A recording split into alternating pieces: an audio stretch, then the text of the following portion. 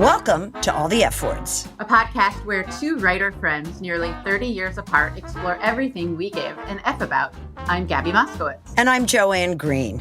On each episode of All the F Words, we focus on a theme starting with the letter F. Things like fallacies, flashbacks, and funk. We'll share stories from our lives and our distinct generational perspectives and look to experts for insights and ideas. Today we're talking about filters, and this is one of those crazy times where I think our generational difference, and maybe even yet another generational difference of some of our audience members, really has a different viewpoint of the word filter. So I was thinking filters like, often I accuse myself, perhaps others accuse me of not having a filter.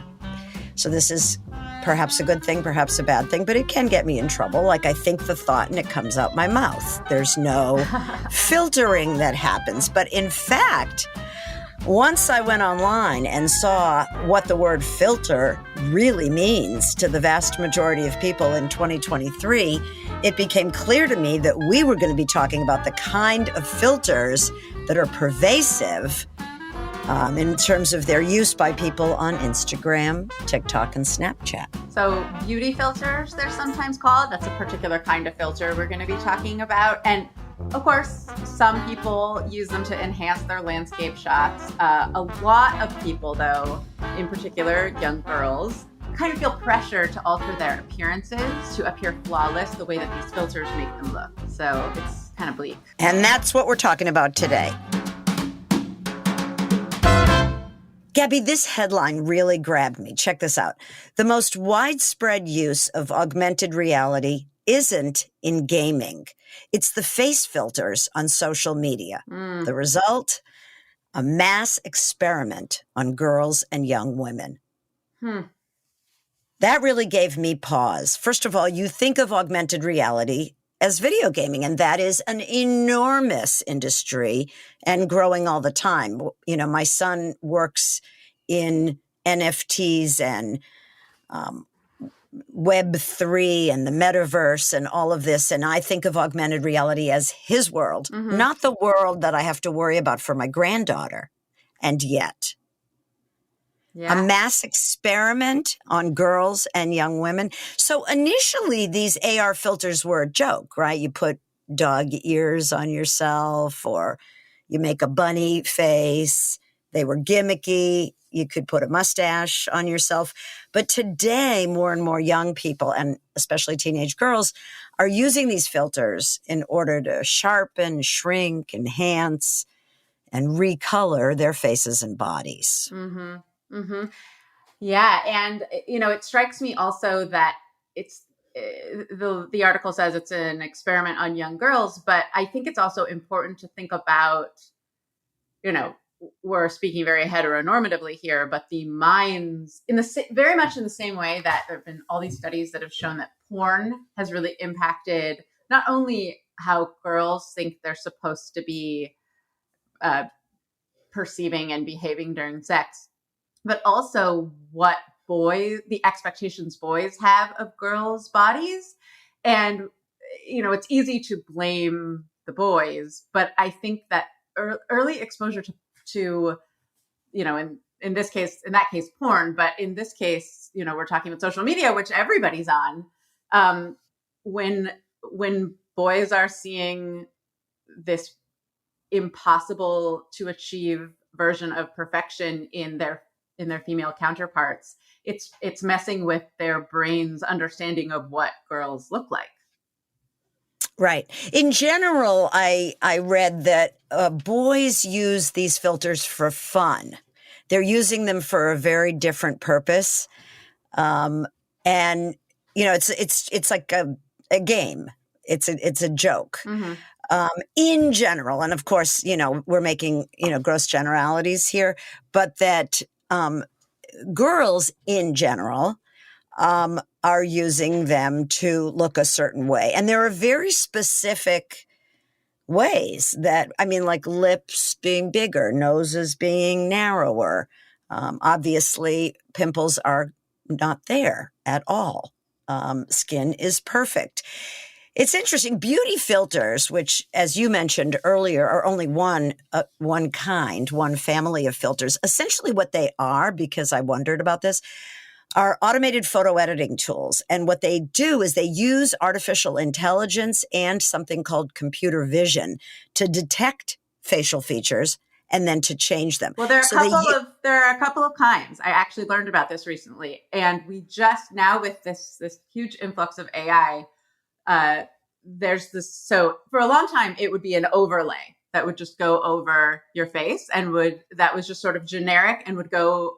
Anybody could put it over their face, and it would just do what it was going to do on someone's face. But as you said, this new AI thing where it actually detects your personal features and then alters them is as far as I understand, like pretty brand new, at least in terms of general consumption. I think it's been used in movies before. Yeah, this is the computer vision interprets the thing that the camera sees, and then it tweaks them according to rules that are set by the filter's creator, and those are variable. So a computer detects a face and then overlays an invisible facial template that has dozens of dots, creates kind of a topographic mesh. And once that's been built, an entire universe of graphics can be attached to that mesh. So that's how you change eye color. That's how you clear up complexion. Or in the case of younger girls, that's how you make yourself look older, which is also something that some people are trying to do. Mm-hmm. Mm-hmm. Wow. Interesting. So you have 2 young daughters. Is this terrifying to you? It's funny. I think a lot about the ways that social media ebbs and flows. And I do think I'm not panicking about it yet. I do think that I'll be really interested to see where social media is in a few years.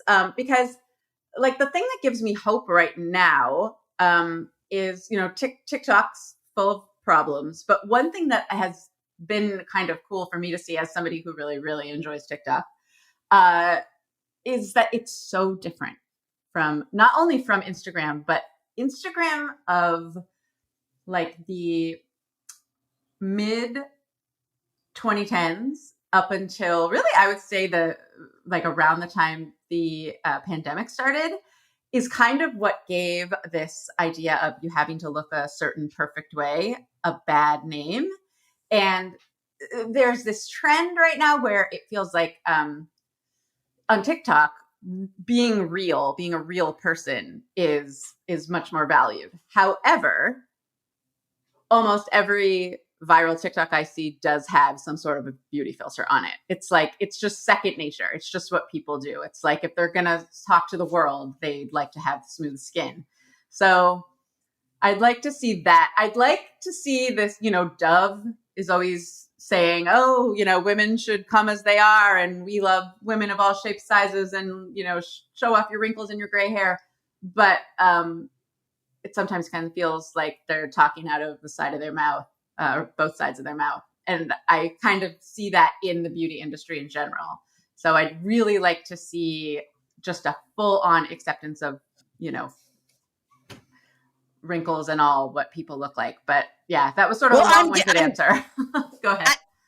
First, I want to say I'm doing my part. Here are my wrinkles. I'm owning them. Here is my gray hair. I own it. And of course, because of at least the fact that Dove is attempting to make this statement, I use their products because I want to support that.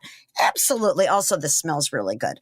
But here's the thing. Okay, 2 things. Thing 1, have you spent any time around any middle school aged girls recently? Not recently, no.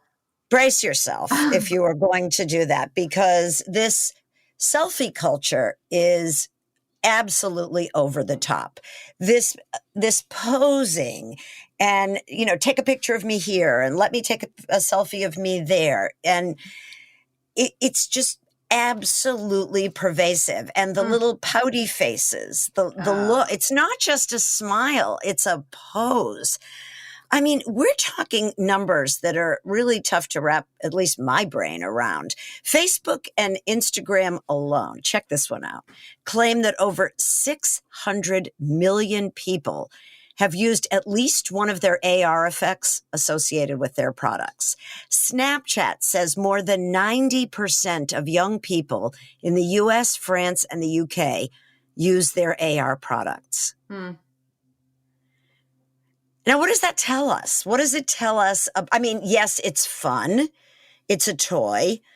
But I think it doesn't stop there. I think it really, I know what it was like to go through that age and stage of life when we had none of this. I mean, we had Polaroid cameras. That was the closest thing. And not everybody had one. And you couldn't see much in those shots anyway, because they were just so unsophisticated.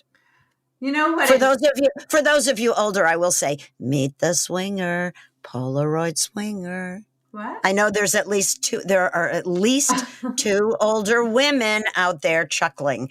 It was the commercial for the Polaroid camera that everybody could have. Polaroid swinger. That's what it was called. Meet the swinger, Polaroid swinger. Perfect for your key parties. Isn't that?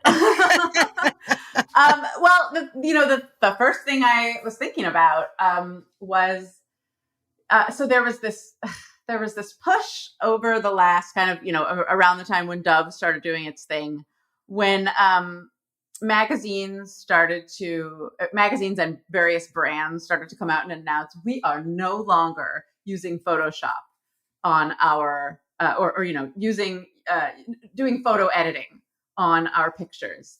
And I remember thinking at the time, it's kind of like a little too late, too little too late, because everybody who grew up, certainly everyone my age grew up, we didn't have Instagram or social media at all, at least not me, I'm 41, but I did grow up with magazines. And that was like, we all read them, and the actresses and models and musicians, anyone who was on the cover, who we were supposed to aspire to look like, they were all photo edited. And it's become a trend in the last few years, around the time when Dove first started doing its thing, to say, we are taking a stand and we are no longer gonna Photoshop our models, whether it's a clothing brand or, a magazine.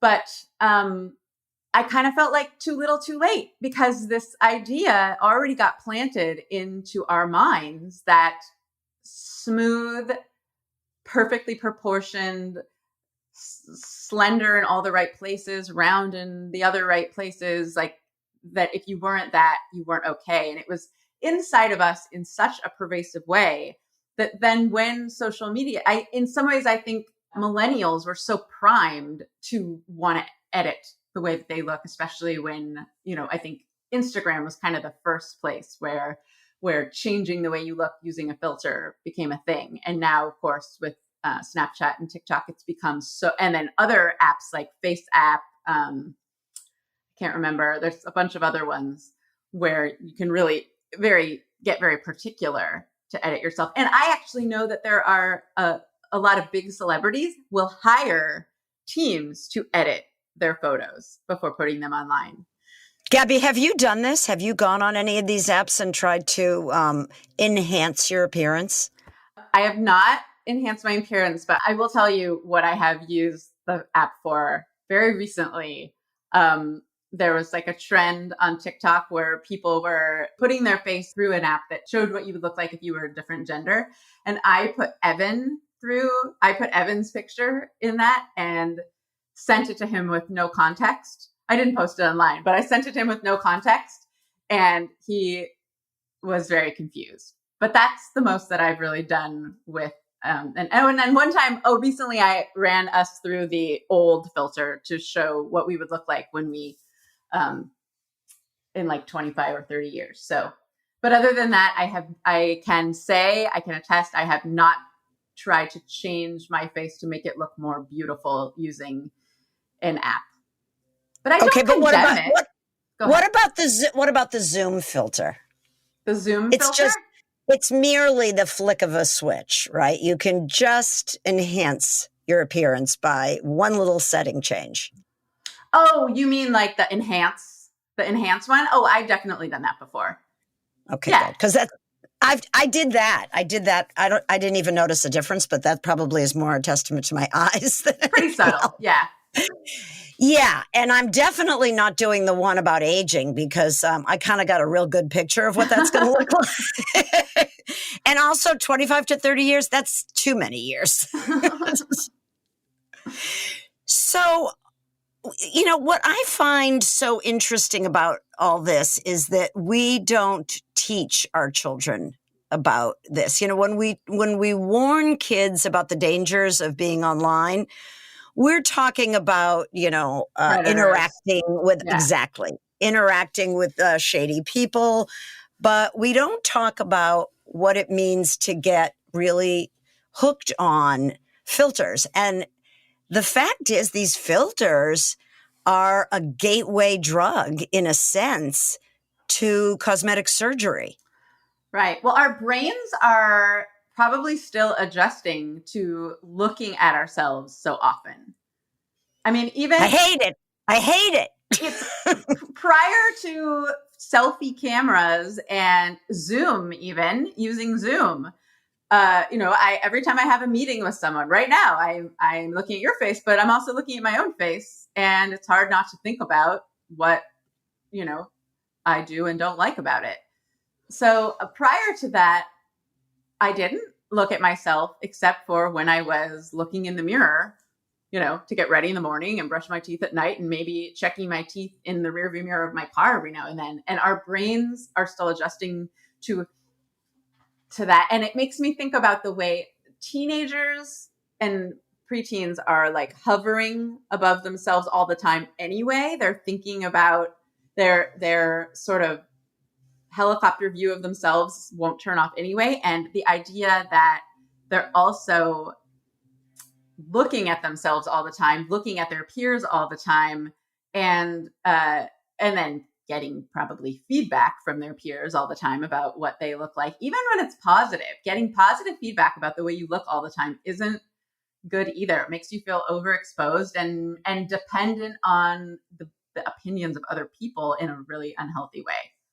So we already know there was a problem before we put these unbelievably advanced tools, which used to be only the purview of people who understood how to use Photoshop and everything else. Now we've put those tools, very, very sophisticated, into the hands of anybody and everybody. Mm-hmm, mm-hmm. And what does that mean? One of the things that has been raised is that Instagram and Facebook have some responsibility in this regard. And there are very few regulations and restrictions on filter use. Companies are encouraged to police themselves. And Facebook's filters, for example, are reviewed for certain issues like hate speech or nudity, and users are able to report filters, which then gets them manually reviewed. But then, once again, that's putting the onus on the user rather than, taking proactive Also, measures. Who thinks that Facebook and Instagram and which is the same thing, and TikTok and Snapchat, who is under the impression that they care about the emotional well-being of teenage girls or whoever is being impacted by this? They know, they're smart. They know that that these filters are actually like compelling to people. It's not like someone at the top is going to find out that this is actually really problematic, and then they're going to say, "Oh, well, we sure should take that off now." It's I think we're really stuck in this cycle where capitalism and business and money is what is what is guiding the decisions of the people who put these out. Speaking of capitalism and money, we'll be back right after this.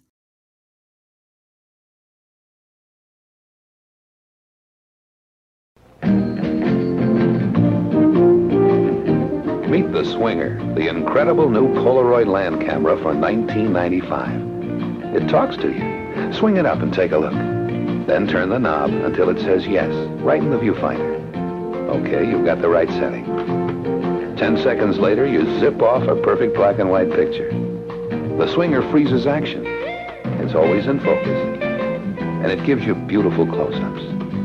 Incredible, especially at $19.95. Hey, meet the swinger, Polaroid swinger. Meet the swinger, Polaroid swinger. It's more than a camera, it's almost alive. It's only $19.95. Swing it up, it says yes. Take the shot, count it down, zip it off. Hey, meet the swinger, Polaroid swinger. See, you thought I was kidding you about Polaroid Swinger. Oh, no, no. It was a real thing. Okay, back to filters. Clearly, I have none. But these filters that we're talking about are the filters that enhance one's appearance. This is not a new thing. The desire to enhance one's appearance goes back to the beginning of time. It is something that human beings are wired to want to do. What is different now are the tools. It isn't just about beads and makeup. It's really about fundamentally changing our appearance. And, you know, it makes me think of a funny story many, many years ago when I was in my 20s. Brooke Shields, who was a superstar, but young at the time, she was a good 10 years younger than me, had a book come out about beauty. And I was interviewing her on the radio. She was a minor, so she came with her mom.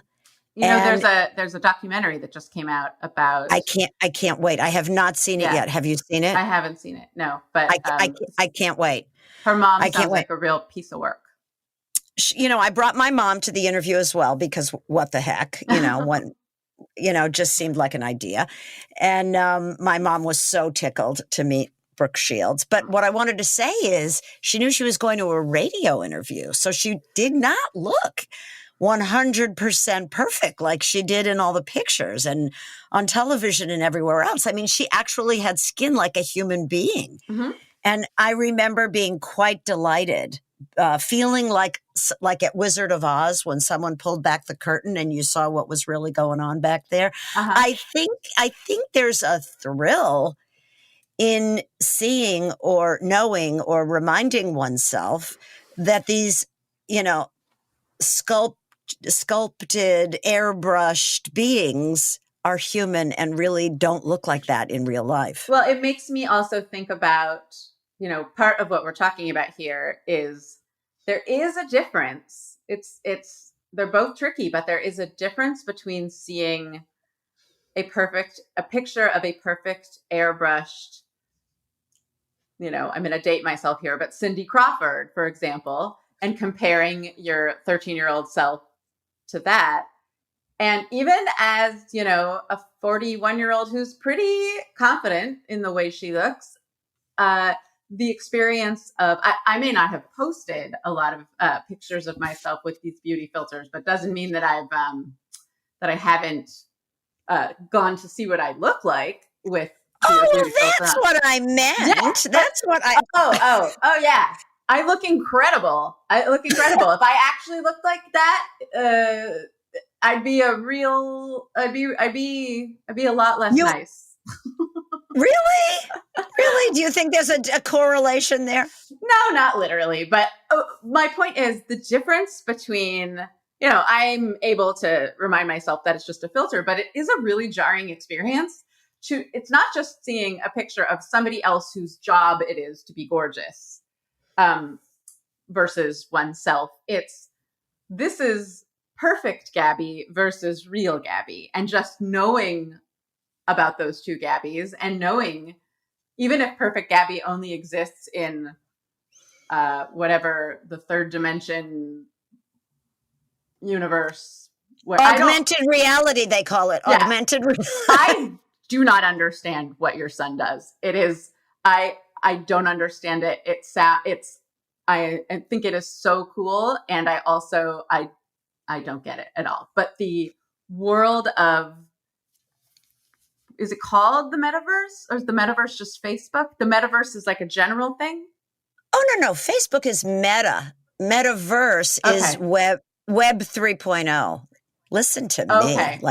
Like I know what I'm talking about. It's a lie. Hey, Gabby, I must interrupt and say this. For our social media for this episode, do you think that we should put filters on our faces and post pictures? Oh yeah. I will run the shot we have. I'll run some pictures of us through some filters and see what I can do. Maybe we could make you be 30 years older than me. How cool would that be? There we go. I will provide our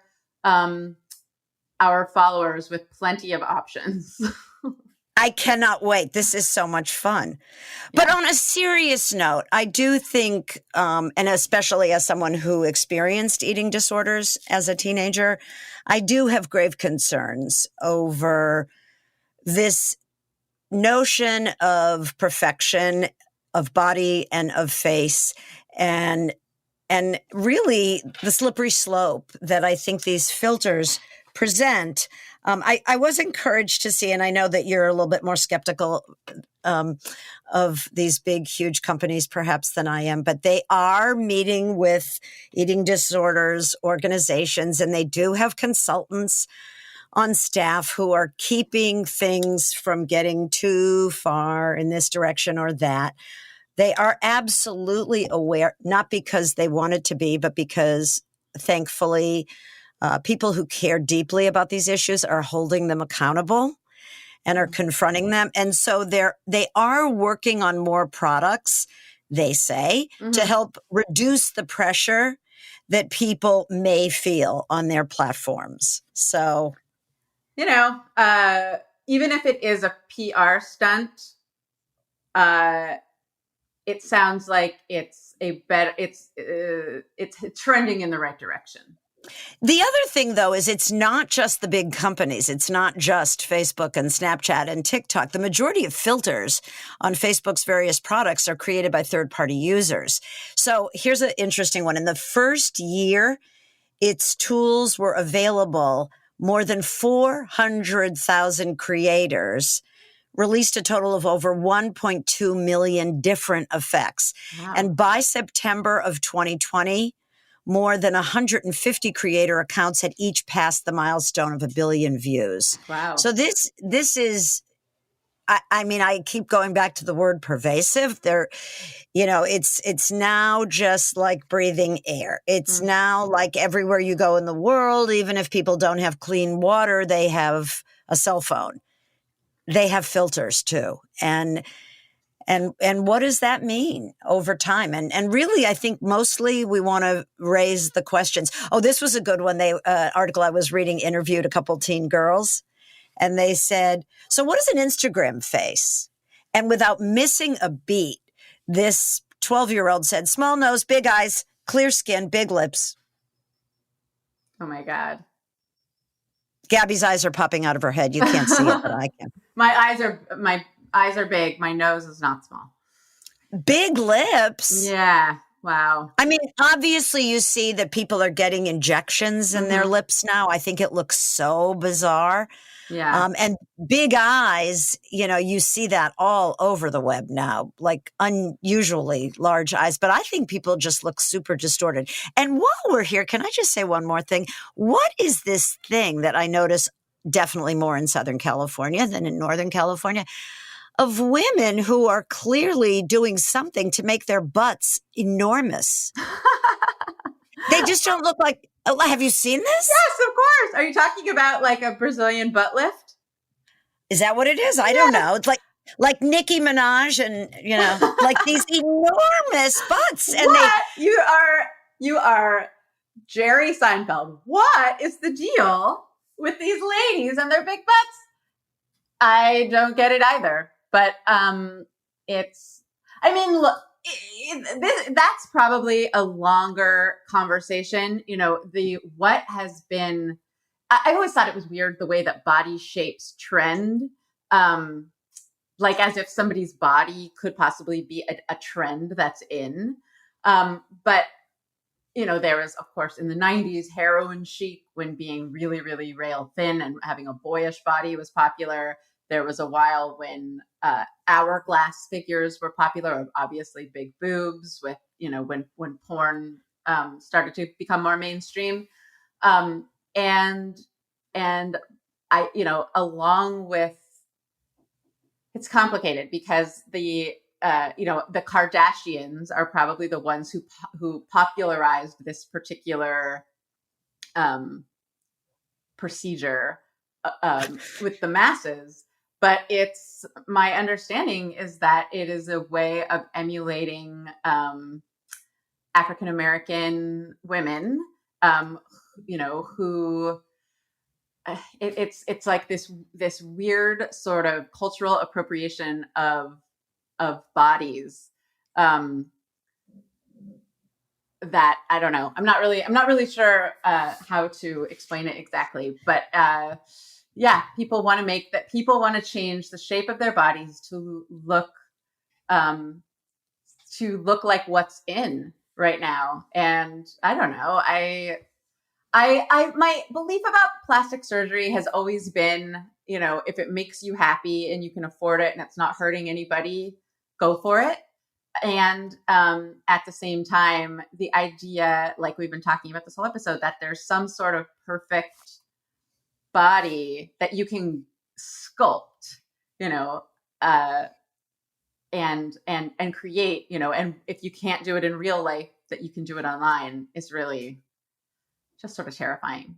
Well, I have two things to say about that. You already mentioned that these things go in trends. So, I mean, to surgically alter your body and know that it's going to be out of style in a couple of years is pretty darn strange. Yeah. And that rail thin asexual body was what happened in the 60s with Twiggy. Mm-hmm. And so clearly these trends go and come and go and come.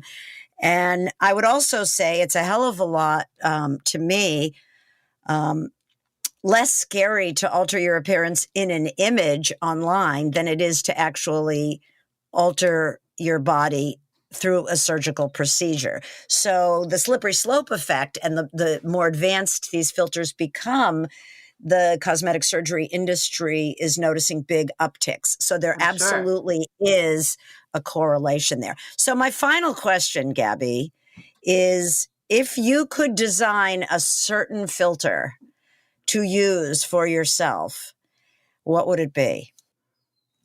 Gosh. Like a filter, are we talking about on social media, or if I could just look different?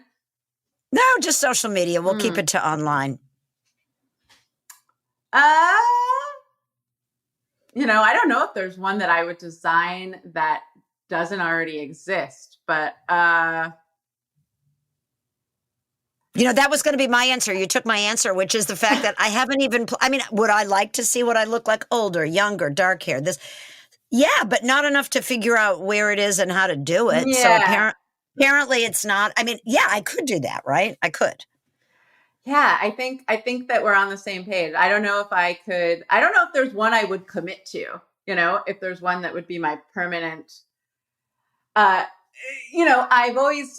one thing that I'm always sort of too embarrassed to use like a full-on beauty filter whenever I post anything of myself, because when you use one, it says like, it says beauty filter, it says what the beauty filter is. And it's kind of like announcing, which I think that is more standard maybe for younger people. But for me, I would be so self-conscious.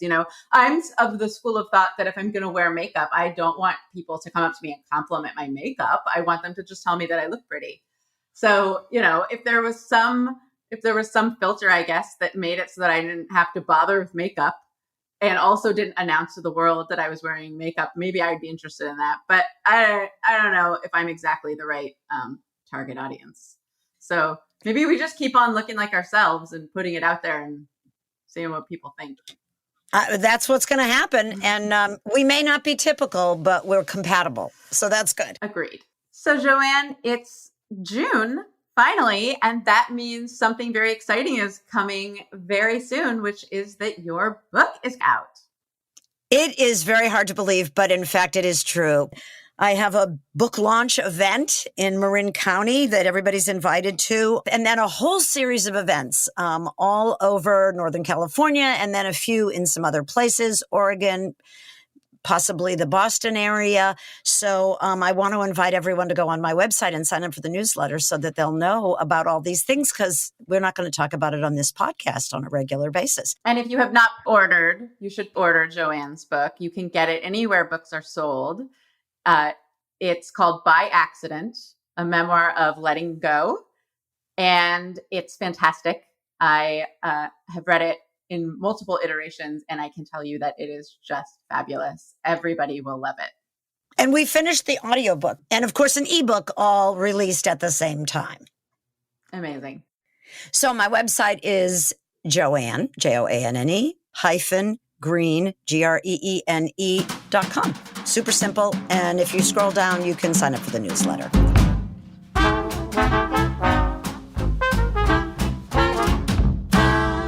She's Gabby Moskowitz. I'm Joanne, and we would love to hear from you. Gabby will tell you all the ways you can find us. So you can hang out with us on social media. We are on Instagram, Twitter, Facebook, and YouTube at allthefwordspod. And we also use email because we are very high tech. So you can email us at allthefwordspod@gmail.com. Send us show ideas. Tell us what your favorite filters are. We would love to hear from you. Send us photos. Yes, please. And have a great week. Bye-bye. Bye.